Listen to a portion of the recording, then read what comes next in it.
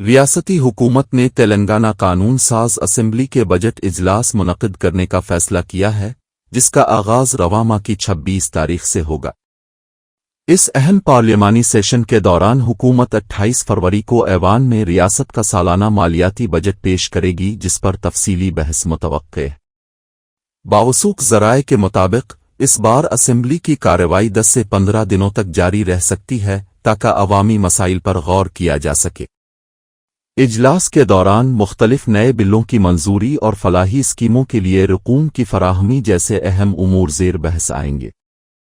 Speaker और मुताल्लिका हुक्काम ने ऐवान की कार्रवाई को खुश असलूबी से चलाने के लिए तमाम ज़रूरी इंतज़ामात मुकम्मल कर लिए हैं।